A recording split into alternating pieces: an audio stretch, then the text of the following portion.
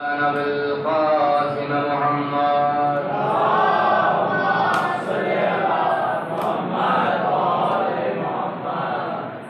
وآله الطيبين الطاهرين المعصومين المنتخبين المنتجبين المظلومين ولعن الله على أعدائهم أجمعين ولعن الله على غاصبين حقوقهم ولعن الله على منكرين فضائلهم ومصائبهم وشجاعتهم وسخاوتهم وشرافتهم وولايتهم وعنايتهم وسخاوتهم وطهارتهم وعطشهم أجمعين أما بعد فقد قال الله تعالى قوله الحق بسم الله الرحمن الرحيم وما أرسلناك إلا رحمة للعالمين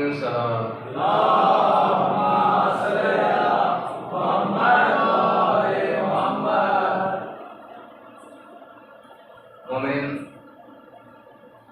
जो अज़ादारान इस वक्त फर्श अज़ा से बाहर हैं, अज़ा खाने से बाहर हैं, शायद अभी तक उनके कानों तक खुतबे की आवाज़ नहीं पहुंची या वो आना नहीं चाहते, ये तो सिर्फ खुदा जानता है। लेकिन मैं फ़कत एक जुमला कहना चाहता हूँ, जन्नत के बाहर खड़े होने में मज़ा नहीं आता है, जन्नत के अंदर आ जाने में मज़ा आता है। जो बाहर खड़े होकर मजलिस हुसैन का तमाशा करते हैं, बहुत जिम्मेदारी से कहूँ, तमाशा करते हैं, वो सोचें कि कल को अगर जन्नत के बाहर हमको खड़ा कर दिया गया तो क्या होगा। आप स्कूल में अपने क्लास के बाहर खड़े होते हैं तो बड़ी अजीब बेइज्जती आपको महसूस होती है। तो सोचें कि जहाँ पर अंबिया बैठे हुए हैं, जहाँ मलाइका बैठे हुए हैं, तो हमें वहाँ पर फरिश्तों से पहले पहुँचना चाहिए। हमें अहले बैत के बराबर में बैठकर एक ऐसी सआदत नसीब होगी जो सआदत हर किसी को नसीब नहीं होती।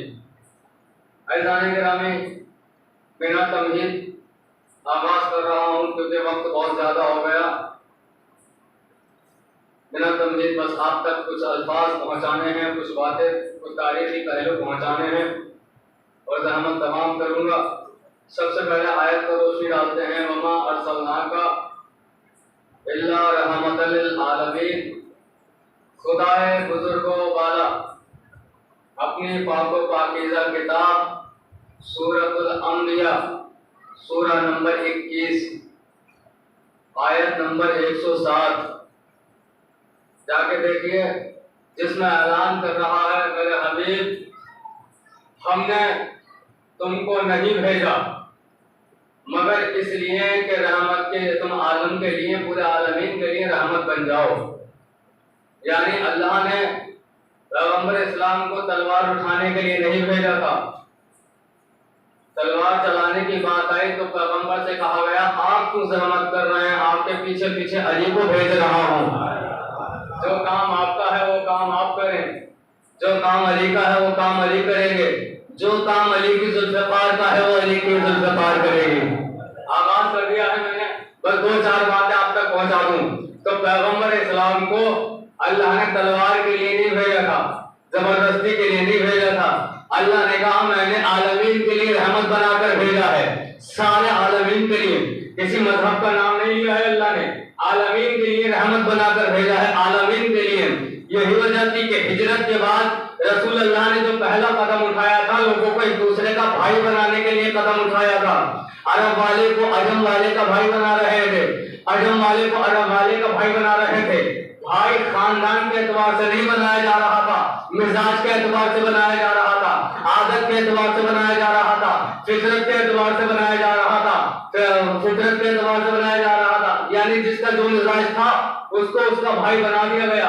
अल्लाह ने मोहतरम रसूल अल्लाह ने अपनी जिंदगी में वो सारे काम किए जो काम अल्लाह ने उनको सौंपे कि तुमको यहाँ पर ये करना है, उस मकाम पर ये काम करना है, उस मकाम पर वो काम करना है। मगर जैसे ही रसूल सरवर कायनात की आंख बंद हुई तो इंतशार होने लगा।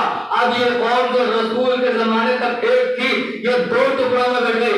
एक बादशाहत वाली कौम हो गई, एक इमामत वाली कौम हो गई। एक कौम वो थी जो इमामत की तरफ जा रही थी, एक कौम वो थी जो बादशाहत की तरफ जा रही थी, एक कौम वो थी ना जो इमामत की तरफ जा रही थी, एक कौम बादशाहत की तरफ जा रही थी। दोनों का फैसला क्या हुआ, नतीजा क्या हुआ? नतीजा यह हुआ जो कौम इमामत की तरफ जा रही थी वो यहाँ फर्श-ए-आज़म पर आ गई। जो कौम इमामत की तरफ गई वो यहाँ तक फर्श-ए-आज़म तक आ गई। जो बादशाहत तक गई लानत की चादर ओढ़ के कब्रों में सो गई।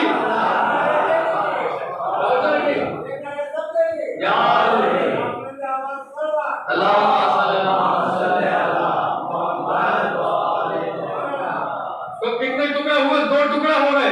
एक टुकड़ा इमामत की तरफ, एक टुकड़ा बादशाहत की तरफ। और बादशाहत जब कायम की जा रही थी तो लोगों ने सर से लेकर पांव की एड़ी तक का जोर लगा लिया कि इस बादशाहत को इस्मत से जोड़ दें, इमामत से जोड़ दें।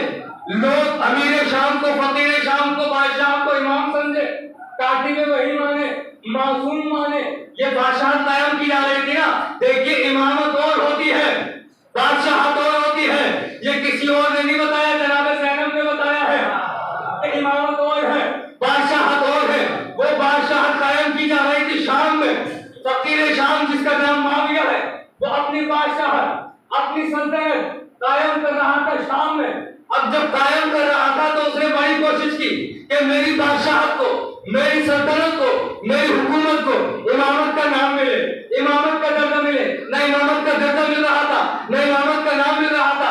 जब कोई बादशाहत कायम की जाती है, जब कोई सल्तनत बनाई जाती है तो पड़ोस वाली सल्तनतों से ताल्लुकात बनाए जाते हैं। कोई हिंदुस्तान के ताल्लुक है बाहर, ये नहीं है। अगर नहीं होते तो ये हिंदुस्तान खराब हो जाता, माहौल सही नहीं होता। क्यों? ना तो चीज ले पाता, ना कोई चीज बेच पाता। तो जरूरी क्या है कि अगर कोई सल्तनत बनाओ तो दूसरी हुकूमतों से राबता करो, उनसे ताल्लुकात बनाओ, उनकी चीजें खरीदो, अपनी चीजें बेचो, तब जाकर ये सल्तनत चलती है, तब जाकर ये हुकूमत चलती है। फकीर शाम ने हुकूमत को खड़ी कर दी। अब इसने सोचा क्या करूं? अगर मदीने वालों से, अगर अरब वालों से ताल्लुकात बनाऊंगा तो सब कहेंगे कि रसूल का असली खलीफा तो यहाँ है। तू किसकी बुनियाद पर खलीफा बन गया? तू किसकी बुनियाद पर हुकूमत बना रहा है? जो होशियार था इसने कहा नहीं, वहां नहीं, बल्कि उस दौर की सबसे बड़ी हुकूमत, हुकूमत रूम, जिसको आप रोम कहते हैं इंग्लिश में, वो रूम है, हुकूमत रूम, उससे ताल्लुकात बनाए। माविया ने हजारों खत लिखे, एक के बाद एक खत लिखा, आगा एक खत का जवाब नहीं आया, किसी खत का जवाब नहीं आया।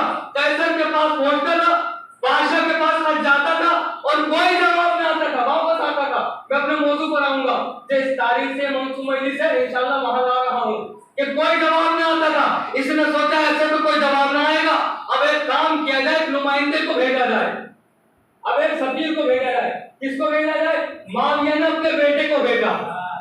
किसको? नाम मालूम है? यजीद को भेजा। नाम मालूम है ना आपको? यजीद को भेजा, जाओ वहां पर जाओ, जाने के बाद उससे अपना राब्ता करो, ताल्लुकात बनाओ, इससे हमारे शाम की हुकूमत और मजबूत हो जाएगी। ये इसलिए यहाँ से निकला और ये पहुंचा रूम।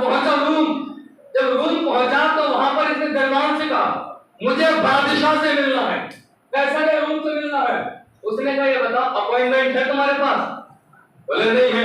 तब तो नहीं मिल सकते, कोई बादशाह था, कोई नौकर थोड़ी था, प्रोटोकॉल है उसका, है उसका दबदबा है, मर्तबा है, ऐसे तो नहीं मिल सकते थे ना। बोले नहीं मिल सकते। बोले नहीं, मैं शाम से आया हूँ, मुझे किसी ने भेजा है, वहाँ हुकूमत कायम हो रही है, उसके लिए मैं यहाँ पर आया हूँ। देखिए 2 मिनट मुझे दीजिए, इंशाल्लाह आपके ज़हन आमादा हो जाएंगे इस चीज के लिए। कहने लगा अच्छा। अब ये अंदर गया, बोला तुम यही रुको, मैं जाकर बादशाह से पूछ लूं वो भी मिलना चाहता है या नहीं। तुम्हारा मिलना जरूरी नहीं है, उसका कबूल करना जरूरी है, वो तुमसे मिलना चाहता है या नहीं। बादशाह के पास पहुंचा, हुजूर आया है कोई, आपसे मिलना चाहता है। तो क्या नाम है? नाम तो पता नहीं। बोले ये लो एक कागज और ये लो कलम, जाके उससे कहना अपना नाम लिख, अपने बाप का नाम लिख, अपने दादा का नाम लिख, अपना हसब लिख, अपना नसब लिख, अपने मुल्क का भाई जो हुकूमत कायम की है ना उसे कितना वक्त हो गया, पहले कौन हाकिम था, ये सारी बातें लिख कर लेके आओ। अब इसके पास आया, इसने लिखा यजीद इब्ने मुआविया, आगे ब्रैकेट में लिख दिया खलीफतुल मुस्लिमीन, यानी मुसलमानों का खलीफा। अब जैसे ही ये पर्ची उसके पास पहुंची हाकिम के पास, उसने कहा मुसलमानों का खलीफा अब तो मिलना पड़ेगा। अब उसने कहा बुला लो। वजीर होशियार था, वजीर ने कहा कैसी बातें कर रहे हो, ये शाम में जो बैठा हुआ है ना ये मुसलमानों का खलीफा नहीं है। क्या मुसलमानों का खलीफा कहाँ है? क्या मुसलमानों का खलीफा तो कूफे में बैठा हुआ है।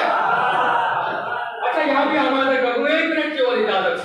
जब पहले तो हुकूमत मिली मदीने में, उसने कहा हुकूमत की मदीने में, दूसरे को मिली कहा हुकूमत की मदीने में, तीसरे को मिली कहा हुकूमत की मदीने में। लेकिन जब ये हुकूमत अली के पास आई, अली ने मदीने में नहीं की, अली दारुल हुकूमत बना गए कूफे को, कूफे में लेके चले गए हुकूमत। भाई लोगों ने पूछा या अली बताइए ऐसा क्यों किया? अगर मैं हुकूमत कूफे मदीने में रखूंगा तो मेरी बात मदीने में महदूद रह जाएगी, क्योंकि मदीना है शहर और कूफा है बाजार, तो लिहाजा यहाँ बात करूंगा या मुक़य्यद हो जाएगी। बाहर लेके जाऊंगा तो वहां पर हर तरह के लोग आते हैं, कोई अरब वाले आ रहे हैं, अजम वाले आ रहे हैं, शाम वाले आ रहे हैं, बसरा वाले आ रहे हैं, सब लोग आ रहे हैं। जब कोई जिस्म की ग़िज़ा लेने आएगा तो मैं चाहता हूँ रूह की ग़िज़ा साथ में लेकर जाए। जब भाई अली ने क्यों बनाया दारुल हुकूमत कूफे को? इसलिए बनाया ताकि हुकूमत की बातें दूसरे मुल्कों तक पहुंचे, दूसरे शहरों तक पहुंचे। जब ये बात एक अंग्रेज ने पढ़ी, उसने कहा ये सोचकर, ये पढ़कर मेरी समझ में एक बात तो आ गई कि उन तीनों ने जो हुकूमत की थी वो मदीने में की, इसने जो की थी कूफे में की। इसका मतलब यह हुआ उन तीनों की सोच जहां पे खत्म होती है वहां से अली सोचना शुरू करता है।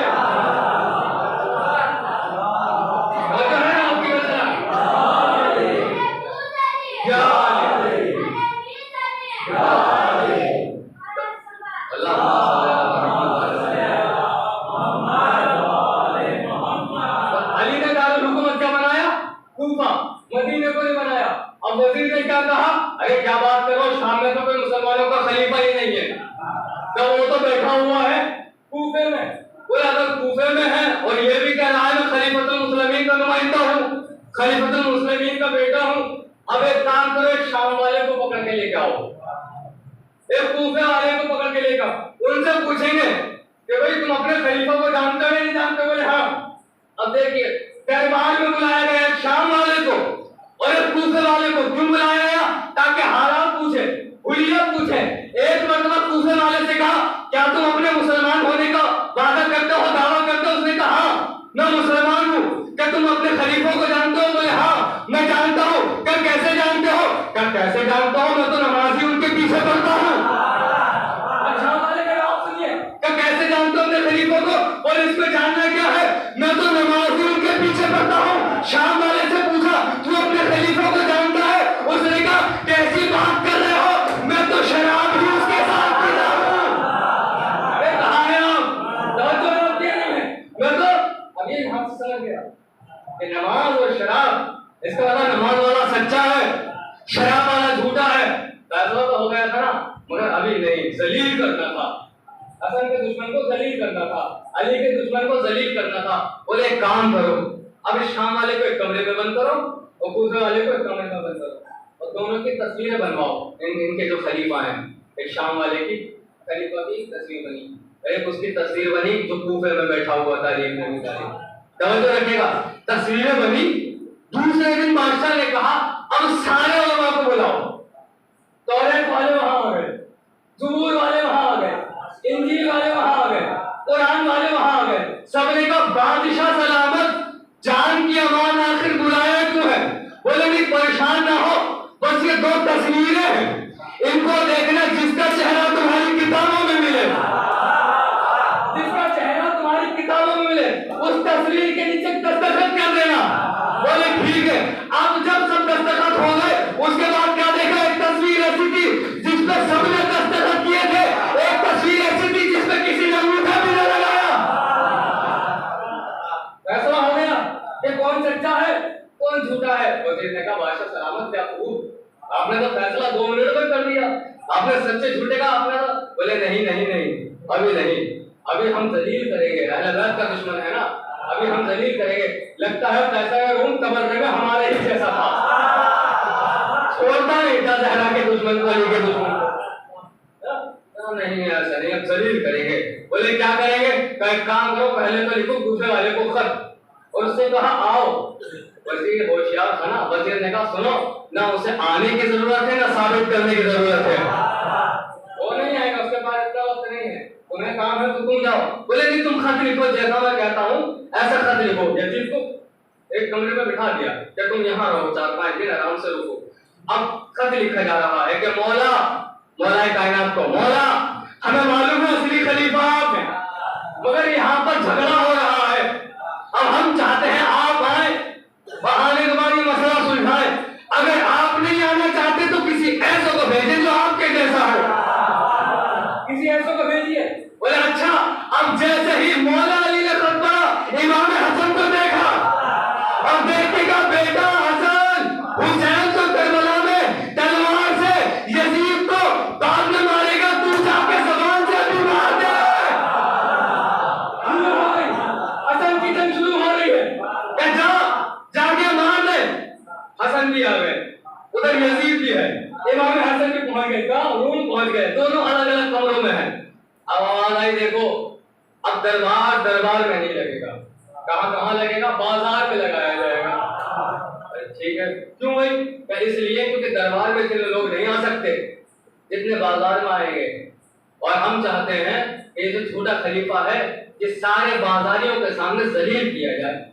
अब दरबार बाजार में लग रहा है, दरवाजा जैसे आप लाते हैं तो दरवाजे बना देते हैं, कोई चीज लगा के सरिया वगैरह लगा के आप दरवाजे बना देते हैं, इस तरह से किसी चीज से लकड़ी वगैरह से वहां दरवाजे बना दिए गए। और जब दरबार लग गया तो एक मरतबा लोगों ने पूछा बादशाह आज क्या हुआ, हाकिम बाबा आज क्या हुआ? रोजाना दरबार में लगता था, आज बाजार में लगा रहे हैं। वो एक मसला उलझ गया है, एक झूठा है एक सच्चा है। अब दोनों को बुलाऊंगा और जब वो दोनों आएंगे तो तुम बताना, आमद से बताना, चाल से बताना, चलन से बताना कौन झूठा है कौन सच्चा है। बोले ठीक है। दरबार लग गया है बाजार के अंदर। अब कहा पहले शाम वाले को बुलाया जाए। शाम वाला आया, उसने झुक के दरवाजा चूमा, आगे बढ़ा, बादशाह को झुक के सलाम किया, फिर इधर सलाम किया, फिर उधर सलाम किया। पता चला इधर उधर सलाम करना हमारी सुन्नत नहीं है, ये हमारी सुन्नत नहीं है, ये यजीद की सुन्नत है। इधर सलाम किया उधर सलाम किया। कैसर रूम के पास पहुंचा, हाथ को चूमा, उसके बाद कैसर रूम ने कहा जा बैठ जा, कुर्सी खाली है, जाके बैठ जा, कुर्सी खाली है। अब जैसे वो बैठा, अब कूफे वाले को बुलाओ। अब कूफे वाला आ रहा है, ना दरवाजा चुन रहा है, ना इधर देख रहा है, ना उधर देख रहा है, बल्कि ऊपर सर उठाया और कहा कि परवरदिगारा तेरा शुक्रिया कि तूने पूरी कायनात को हमारे लिए बनाया, हमें अपने लिए बनाया। लोगों ने जब देखा, एक बार बादशाह ने कहा बताओ दोनों की आमद से कौन कैसा था? आराम से पढ़ू तो बताओ कौन कैसा था? बोले जो पहला वाला आया ना तो ऐसा लगा था किसी मजबूर बाप का मजबूर बेटा आया है। जब दूसरा वाला आया तो ऐसा लगा किसी मुख्तार बाप का मुख्तार बेटा आया है। बोले अच्छा, अब हसन भी मौजूद है, हुसैन भी मौजूद है, बैठे हुए हैं, बातें हो रही हैं। बोले भाई देखो सच और झूठ का पता लगाया जाए। कहा जैसे इमाम हसन अंदर दाखिल हुए, रसूल का मामा लगाकर अली की रिदा ओढ़कर जैसे दाखिल हुए तो फौरन कहा, वो उठा अपनी जगह से, उठने के बाद कहता है आप वहां खड़े ना होइए, मैं अपना तख्त छोड़ रहा हूँ, आप यहाँ पे आके बैठ गए। हसन ने कहा अपने तख्त पर जाकर तू बैठ जा, किसी दूसरे का हक छीनना हमारी आदत नहीं है, हम हक नहीं सुनते किसी का, ये हमारी आदत नहीं है। अच्छा, अब हसन भी बैठे हैं कुर्सी पर, उधर यजीद भी बैठा हुआ है। एक मरतबा कहा भाई एक इम्तिहान होगा। इम्तिहान क्या होगा?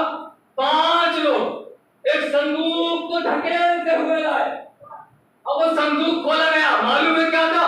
नबियों की तस्वीरें। पूछा गया था ना कौन है? नबियों की तस्वीरें थी। एक मरतबा संदूक खोला गया, एक तस्वीर निकाली, यजीद के सामने रखी और कहा बताओ उसने कहा पता नहीं। बोले अब्बा से पूछ लो। बोले अब्बा को पता होता तो हमें बता के भेजते, अब्बा को पता होता तो अली के मुखालिफ क्यों होते, अली के दुश्मन क्यों होते, अब्बा को पता होता तो हमें बताकर भेजते। ये किसकी तस्वीर है? बोले जिनसे मेरा वास्ता नहीं, मैं क्या बताऊंगा, ना मैंने इनको माना ना मैंने इन पे ईमान, तो मैं क्या बताऊंगा कि कौन से नबी की तस्वीर है। अब समझ गए लोग, कभी ये झूठ बोल रहा था, कोई खलीफा नहीं है, कोई खलीफा तो मुस्लिम नहीं है। अब क्या किया जाए? कहने लगे रुको, ये नहीं बताएगा तो वो बताएगा, तो कूफे वाले का बेटा है वो बताएगा, वो बताएगा।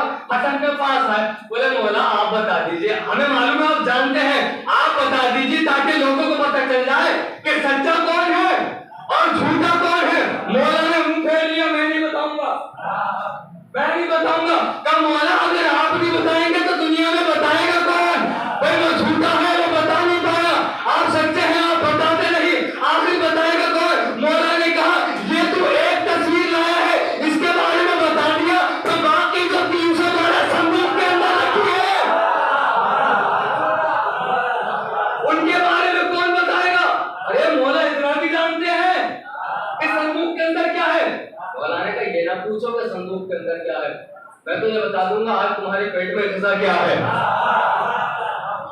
और बता दूंगा तुम्हारे शिकम में आज क्या क्या गिजा है। कहने लगे मौला बता दीजिए ताकि फैसला हो जाए, आपका दुश्मन जलील हो जाए। मौला ने कहा अच्छा तो तस्वीरें निकाली जाए।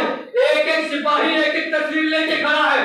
मौला ने एक बंदा कहा देखो ये आदम है, ये नूह है, ये इब्राहीम है, ये मूसा है, ये ईसा है, ये कह के मौला की जैसे ही मौला ने कहा ना ये नबी है, नबियों के नाम बताया ना, कैसर रूम खुश हो गया, कहता है मौला वापस चले जाइए। कैसर अपने तख्त की तरफ आने लगा, ये सुल्तान जो था वहां अपने तख्त की तरफ आने लगा। मौला ने कहा कहां जा रहा है? कब मौला जो सवाल किया था जवाब मिल गया, कि अभी तो वो बताया है जो तूने पूछा था, अभी वो बताया है जो तूने पूछा था, अब वो सुन जो हम बताने आए हैं। कब मौला क्या बताएंगे? कि हमने यही तो बताया है, ये आदम, ये मूसा, ये इब्राहीम, ये नूह। अभी हम ये भी बताएंगे कितने साल जिंदा थे, इन्होंने कितने साल हुकूमत की, कितने साल जिंदा थे, कितने साल हुकूमत की। वो खुश होने लगा और वापस बैठने लगा। मौला ने कहा रुको अभी जवाब मुकम्मल नहीं हुआ। तो मौला आप क्या बताएंगे? कि तुमने ये तो सुन लिया ये आदम है, ये नूह है, ये इब्राहीम है, अब सुनो कि कौन से नबी पे मेरे बाप का कौन सा एहसान है।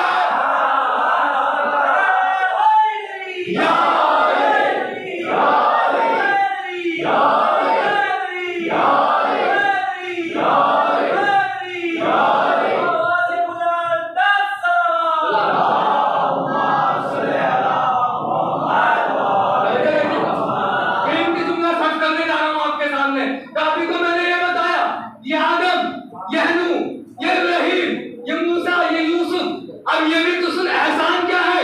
ये आदम इनकी तौबा कबूल करवाई मेरे बाप ने, और नूह इनका सफीना चुटकी से बचाया मेरे बाप ने, वो इब्राहीम उनको जलते शोरों से बचाया मेरे बाप ने, वो यूसुफ उनको अंधे कुएं से निकाला मेरे बाप ने। लोगों ने कहा है अरे सुनो इसको ही देख के पहचान लो सच्चा कौन है झूठा कौन है, सच्चा कौन है झूठा कौन है। अरे जो बेटा ऐसा है बाप कैसा होगा।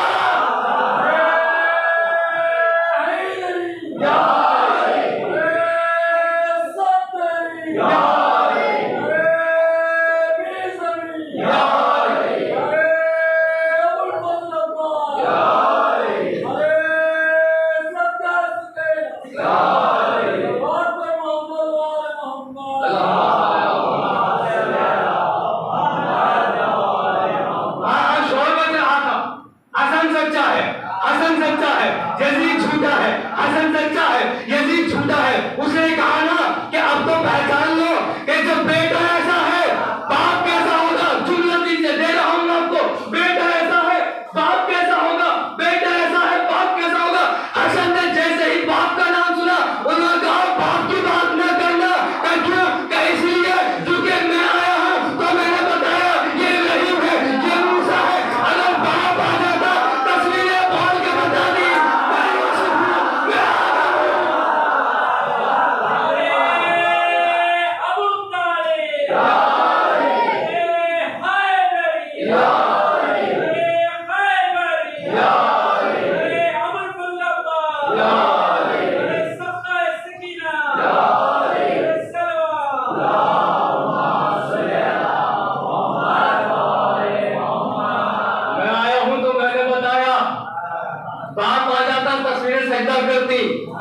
कहती अली हमारा सलाम हम आदम हैं, अली हमारा सलाम हम इब्राहिम हैं।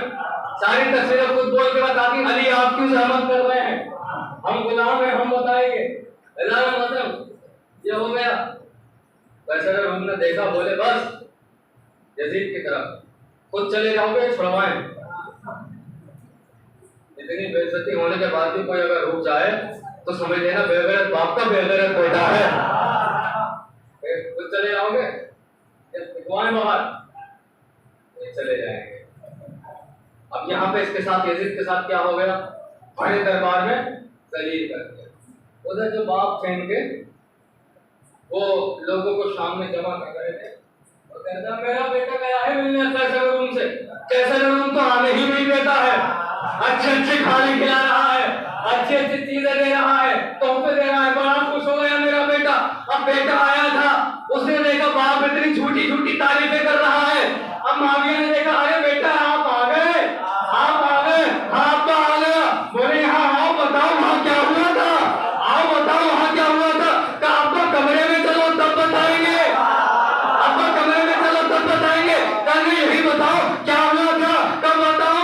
बड़े दरबार में जलील किया है, बड़े दरबार में जलील किया है। माविया खड़ा हो गया, खड़े होकर गुस्से के आलम में कहता है किसकी हिम्मत है जो मेरे बेटे को बड़े दरबार में, ये जो मेरे बेटे को बड़े दरबार में जलील करे।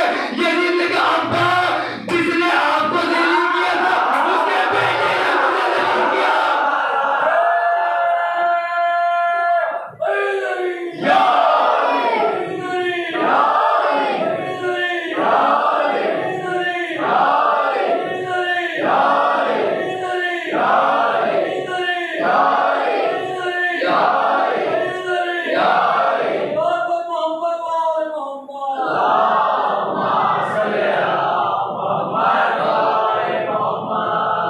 उसके बाप ने आपको जलील किया था, बेटे ने मुझे जलील किया है।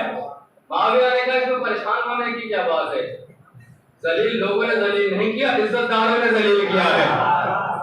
जिनकी इज्जत के लिए आए थे कथीर उतरे, जिनकी इज्जत के लिए आया मवद्दत उतर जाए, सूरत तहर उतर जाए, उन्होंने जलील किया। बोले अब्बा नहीं मैं तो बदला लूंगा, अब्बा मुझे बदला लेना है, बड़ा जलील किया है। बोले बदले बदले की छोड़ो मत लो, छोड़ो जाने दो।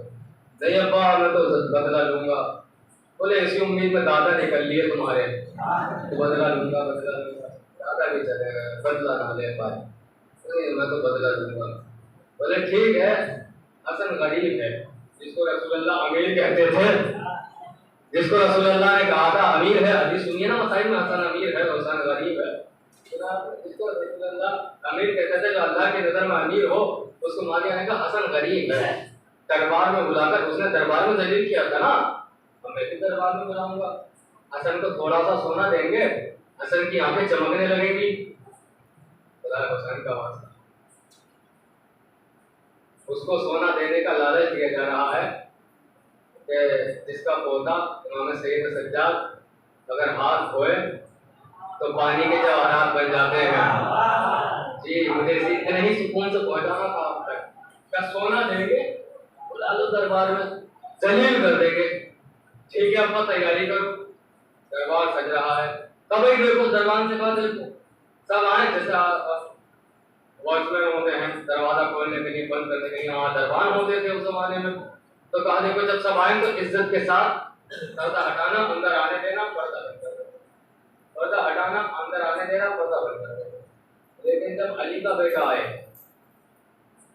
जब फातिमा का बेटा आए, तो पर्दा ना हटाना और वो खुद अपना पर्दा हटाएगा।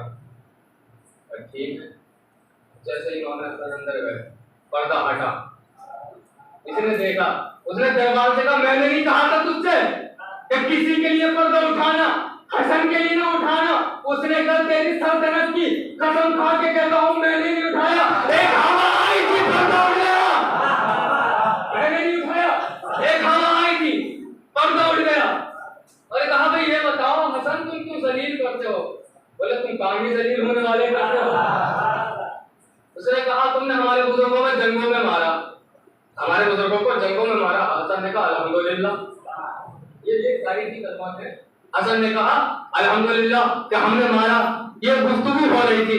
बोला अच्छा ये सब छोड़ो, मैंने सुना है तुम्हारे पास माल नहीं है, तुम्हारे पास पैसा नहीं है।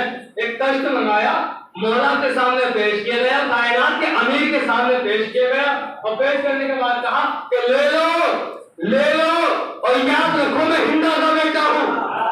ये तकब्बुराना जुमला था ना भाई। आप माँ बाप की धमकी कब देते हैं? जब गुरूर के आलम में होते हैं, जब तकब्बुर के आलम में होते हैं, लोग तब माँ बाप का नाम लेते हैं ना। रख लो, मैं कहूंगा माविया माँ का नाम क्यों लिया, लोगों के ध्यान में किरदार आ जाएगा, माँ का नाम नहीं लेना चाहिए था, कर रख लो। हसन ने देखा अच्छा ये मुझे सोना दे रहा है। हसन ने इस तरह से देखा, मुंह फेरा, पहाड़ की तरफ जा रहे हैं। क्या देखा? एक हसन का चाहने वाला है जो हसन की जूती सीधी कर रहा। ये लोग कहते हैं ना मजलिस में रोने से क्या मिलता है, मातम करने से क्या मिलता है। अभी उसका जवाब देने वाला हूँ बहुत बड़ा मैं आपको, क्या आंसू बहाने से क्या मिलता है, परचम उठाने से क्या मिलता है, मातम करने से क्या मिलता है। सारी चीजों का जवाब एक ही बात में देने वाला हूँ आपको, बहुत तवज्जो से सुनिए। उसने क्या कहा था कि ले लो ये सोना ले लो, मैं हिंदा का बेटा हूँ। इधर से मौला चले, उधर क्या देखा, एक चाहने वाला जूती सीधी कर रहा था। उसने जूती उठाई, लबों पे चूना, सर पे लगाई, मौला का कदम उठाया, मौला को जूती पहनाई। मौला ने एक मतलब वो सोने की तरफ देखा और देख के कहा ले लो, वो सोना जो इसने मुझे दिया था वो तुम ले लो, जूती सीधी करने के लिए तुम ले लो। मांगा पहुंच आ गया, कहता इतना सारा सोना एक जूती सीधी करने पर दे दिया। हसन ने कहा अगर तू हिंदा का बेटा है, मैं फातिमा का बेटा।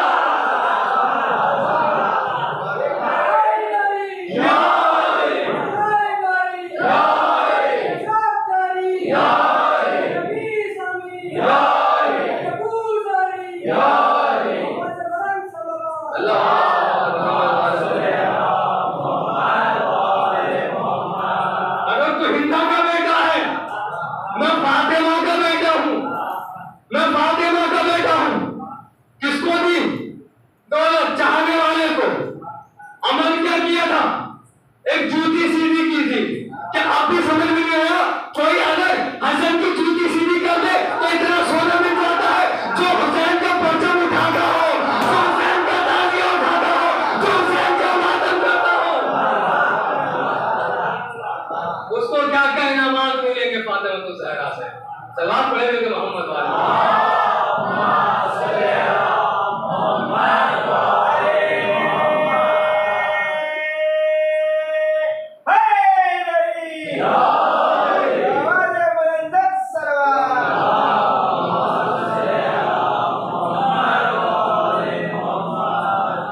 मायूसी कुफ्र है, मायूस होना कुफ्र है, और मासूम से मायूस होना बहुत बड़ा कुफ्र है। जब एक जूती सीधी करने पर इतना सब कुछ दे दिया गया तो जो हुसैन को रोता होगा उसे फातिमा क्या क्या देगी, जो हुसैन का मातम करता होगा उसे फातिमा क्या क्या देगी। बस अजान मन गुफ्तगू खत्म हुई। फजाइल देखिए मौला हसन के, एक हिस्सा भी पेश नहीं किया गया। मौला के फजाइल बेशुमार फजाइल, किताबें भरी हुई है मौला के फजाइल से। इमाम हसन ने सुलह की है तो सुलह के कलम में जुल्फ़िकार हैदरी का काम किया है। तवज्जो रखें, जुल्फ़िकार हैदरी का काम किया है। बातिल को नाकाम कर दिया सुलह। अजान मन माविया दुश्मन इमाम हसन का, अभी कह रहा है क्या करेंगे, हसन से बदला कैसे लें। इमाम तक जहर कैसे पहुंचा, मसाइब की मंजिल आ गई, जहर कैसे पहुंचा इमाम तक। माविया परेशान था कि भाई किस तरह से हसन को मारे, क्या करें। तो अशअस जो अबू बकर का बहनोई था, उसने कहा ये जिम्मेदारी मुझे दो। कहा तुम क्या करोगे? कहा मेरी बेटी है जोधा, मैं उसके जरिए जहर हसन तक पहुंचा दूंगा। एक जुमला कहूँ मज़ेदारों, आज दो मासूमों की शहादत हो गई, एक रसूल अल्लाह, एक हसन मुस्तफा। रसूल अल्लाह ना तो अकेले आए थे, ना अकेले इस दुनिया से जा रहे हैं। जब आए थे तो जाफर सादिक के साथ तारीख मनाते हैं ना, सन अलग है लेकिन तारीफ क्या हुई, एक दोनों की तारीफ हो गई बाद में। जब जा रहे हैं तो हसन के साथ रसूल अल्लाह को अपने नवासों से कितना प्यार था, मालूम है? अपने नवासों से कितना प्यार था रसूल अल्लाह को। जब भी रसूल अल्लाह के पास एक बाजू में इमाम हसन होते थे, एक बाजू में इमाम हुसैन होते थे, तो रसूल अल्लाह हसन के लबों को चूमते थे, हुसैन के गले को चूमते थे। एक मर्तबा इमाम हुसैन ने कहा, अम्मा नाना ऐसा क्यों करते हैं कि भैया हसन के लबों को चूमते हैं और मेरे सिर्फ गले को चूमते हैं, मेरे लबों को क्यों नहीं चूमते? माँ तड़प कर बेचैन हुई कहती है, बाबा हसन एक फरियाद लेकर आया है, हुसैन एक फरियाद लेकर आया है, कहता है आप हसन के लबों को चूमते हैं, मेरे हुसैन का गला चूमते हैं, जरा बाबा बताइए तो सही, इनका जवाब तो दीजिए सवाल का। एक मर्तबा रसूल तड़प गए, तड़प कर रोने लगे, कहते हैं बेटी ज़हरा क्या बताऊं, मैं हसन का गला, हसन के लबों को इसलिए चूमता हूँ कि मेरे हसन को जहर दिया जाएगा और इस मुंह से उसका जिगर बाहर आ जाएगा। मैं हुसैन का गला इसलिए चूमता हूँ, शिमला मलून इसी गले पर अपने तेज चलाएगा, खुदा आपको कोई गम न दे सिवाय गम अहले बैत के। जब इमाम हसन को जहर मिला है, इमाम ने कहा, अल्लाह इससे पहले मुझे 5 मरतबा जहर और दिया गया था, वो जहर मैंने बर्दाश्त कर लिया था, मगर आज जो जहर दिया गया है ना, ये जहर बर्दाश्त नहीं होता है। अजूब अल्लाह, ये जहर बर्दाश्त नहीं होता है। 2 जुमलों में मसाइल में तमाम कर रहा हूँ, ये जहर बर्दाश्त नहीं होता है। मौला को जब जहर मिला, मौला ने जौदा बिन्त अशरफ की तरफ देखा और देख के कहते हैं, क्या मैं तेरा अच्छा इमाम ना था, क्या मैं तेरा बेहतरीन इमाम ना था? वो रोने लगी और कहती है, मुझे माफ कर दे। कहते तुझे तो अल्लाह भी माफ ना करेगा, मैं कैसे माफ कर दूं? अब एक मरतबा हसन तड़पे, हाथ जिगर पे रखा, तड़प के वहां गए जहां गए जनाब उम्मे फरमा सो रही थी, डब्बल माफ किया, सोचा फरमा को खबर दे दे, फरमा को खबर दे दे। फरमा ने दरवाजा खोला, एक मरतबा कहा, फरमा मुझे जहर दे दिया गया। फरमा ने कहा, मुझे मालूम है आपको जहर दे दिया गया। हसन हैरान हो गए, कहते फरमा मैं तो सोचता था तुम परेशान हो जाओगी, तुम्हें नहीं मालूम होगा, तुम्हें कैसे पता मुझे जहर दे दिया गया? तो मैं सो गई थी, मगर मुझे किसी ने जगा दिया। कब किसी ने जगाया? तो मैं सो रही थी, मेरे हाथ में कासिम था, मेरे पास कासिम था कि मेरे ख्वाब में आपकी अम्मा आई और कहती फरमा तू अपने बेटे के साथ इतनी मोहब्बत से सो रही है, अरे उधर देख मेरा हसन जिसको जहर मिल गया।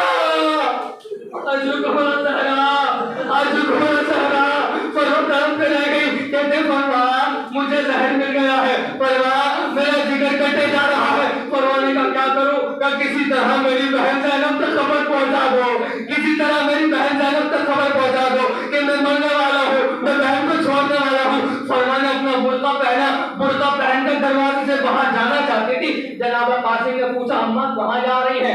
आवाज आई, बेटा तेरी फूफी को बताने जा रही हूँ। कहा अच्छा अम्मा, क्या आप ये चाहती हैं एक वक्त में अली के 2 बेटे मर जाए? पूछा, मैं बेटा समझी नहीं, एक वक्त में अली के 2 बेटे कैसे मरेंगे?